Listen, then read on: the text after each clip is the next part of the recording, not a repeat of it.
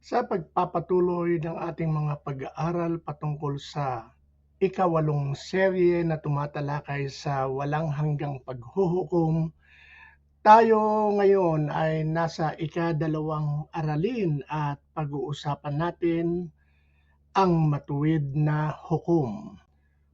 Para po sa ating susing talata, ito ay nasa ikalawang Timoteo, kabanatang 4, talatang 8. Sabi dito, "Ngayon ay nakalaan na para sa akin ang putong ng katwiran na igagawad sa akin ng Panginoon, ang matuwid na hukom sa araw na iyon." Isinulat ni Pablo ang ikalawang sulat niya kay Timoteo sa kabanatang 4, talatang 8 bilang pagsasariwa ng kanyang pananampalataya sa kabila ng nalalapit na kamatayan. Ito rin ay isang pagpapatibay kay Timoteo at sa lahat ng mananampalataya na magpakatatag hanggang sa muling pagparito ni Kristo, sapagkat may gantimpala para sa mga tapat hanggang wakas. Sa mundong puno ng kawalang katarungan, katiwalian, at pagkakamali ng tao, ang ideya ng isang ganap na matuwid na hukom ay nagbibigay ginhawa at pagising sa ating konsensya. Itinuturo ng kasulatan na darating ang paghuhukom, hindi ayon sa pamantayang may kapintasan or flawed justice ng tao, kundi ayon sa sakdal na katwiran ni Hesukristo.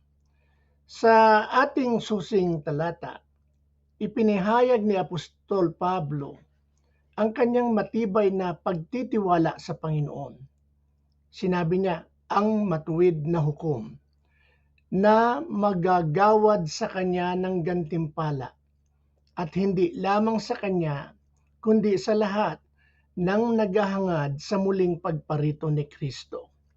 Tuklasin natin kung sino ang hukom na ito, paano siya humahatol, at ano ang kahulugan nito sa ating panahon.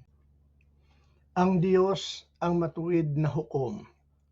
Sa Henesis kabanatang 18, talatang 25, buong tapang ngunit may paggalang na sinabi ni Abraham, "Hindi ba't ang hukom ng buong lupa ay gagawa ng tama?" Ang tanong na ito ay nagpapahayag ng isang dakilang katotohanan. Ang lahat ng hatol ng Diyos ay tama at makatarungan. Hindi gaya ng mga hukom dito sa mundo. Ang Diyos ay hindi naaapektuhan ng pagkiling, suhol o politika. Ang kanyang likas na pagkatao ay banal at ang kanyang katarungan ay dalisay. Sabi sa awit kabanatang 9, talatang 8, sabi dito, "Hinahatulan niya ang sanlibutan ng may katwiran at ang mga bansa ng may pagkapantay-pantay." Ang pagtitiwala ni Pablo sa hukom. Sa pagtatapos ng kanyang buhay, hindi natakot si Pablo sa paghuhukom.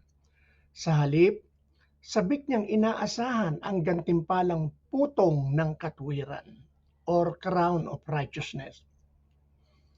Hindi ipinagmalaki ni Pablo ang kanyang mga gawa, kundi ang katapatan ng Diyos.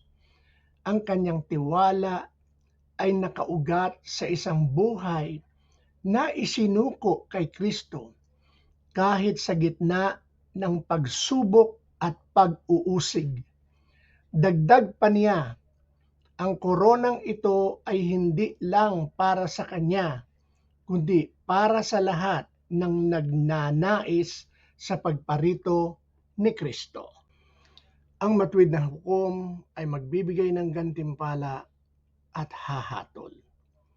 Si Jesus ay parehong tagapagligtas at hukom sang-ayon sa kabanatang 5 ng Juan, talatang 22. ang siyang namatay para sa ating mga kasalanan, ang siyang titingin sa ating mga buhay.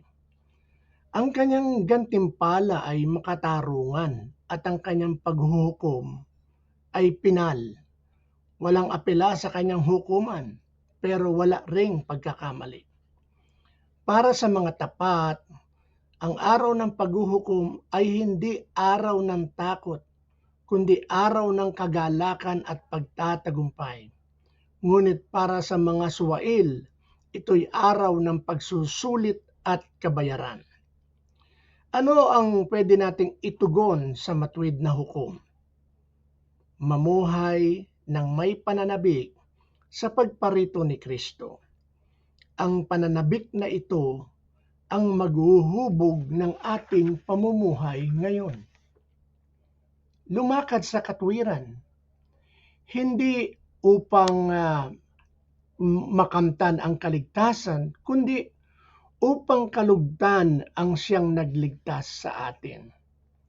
Magtiwala sa katarungan ng Diyos sa mundong puno ng kamalian.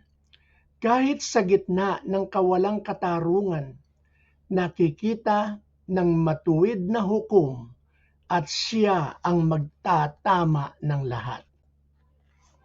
Bilang pangwakas, ang Diyos ay hindi lamang hukom. Siya ang matuwid na hukom.